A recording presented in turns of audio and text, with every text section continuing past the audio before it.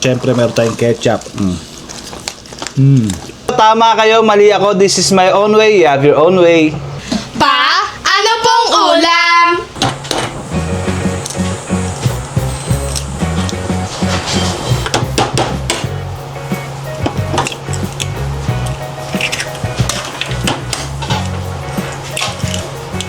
Patis.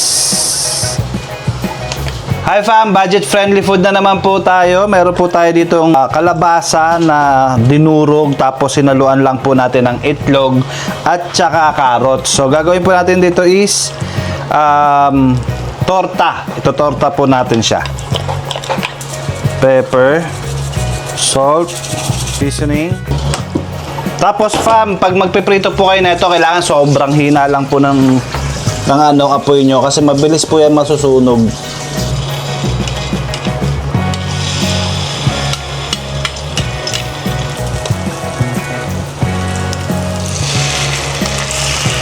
Kalahating kalabasa at isang carrots lang po ang ginamit natin dito. So gagawin na po natin siyang torta. So napakamura lang po na ito, tapos napakasarap din na ito at masustansya pa.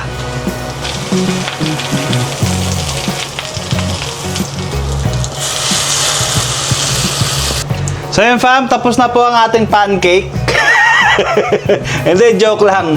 Ito po is tortang kalabasa. Ayan, mukha lang siyang pancake. Pero napakasarap po niyan at napakamasustansya. At higit sa lahat, budget friendly. So yun, unahan ko na po kayo. Tama kayo, mali ako. This is my own way. You have your own way.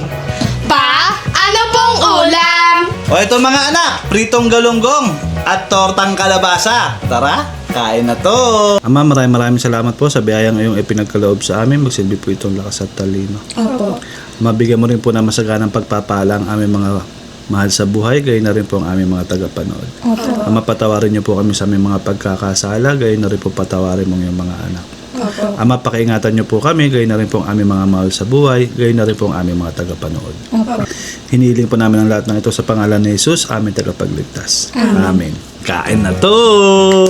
So let's go! Excited ako guys. Alam niyo kung bakit? Kasi naalala ko ulit tong luto na to. Ito kasi yung luto na talagang pinangbuhay ko sa mga batang to eh. Kasi dati kasi syempre pag bata sila, 'di ba? Kumbaga may goal ako na pakainin sila ng gulay. So kaya ako na-invento to. Ewan ko kung na-invento ko ba to or nakita ko lang sa iba, pero yun.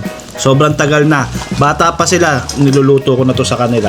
So ito po ay tortang kalabasa. Tapos ito syempre meron tayong ketchup.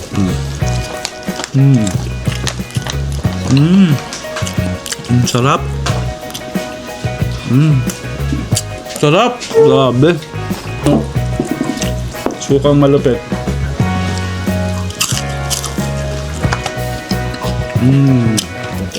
Ano? Budget friendly talaga to guys. Kalahating kalabasa lang to. Napakasustansya niyan guys. Ano, parang pancake oh. Sasawsaw mo sa ketchup. Sarap. Don't ask for a God.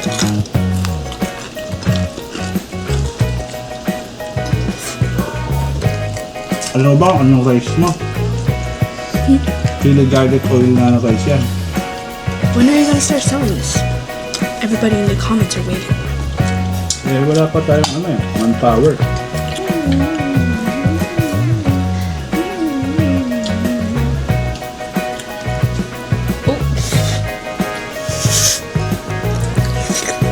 Naalala ko lang ulit yun.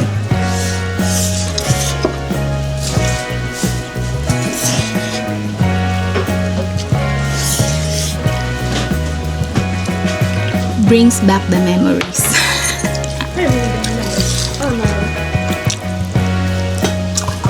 Kaya kayo kumakain ng gulay ngayon. Kasi diyan ko kayo sinanay sa mga ganyang ulam before.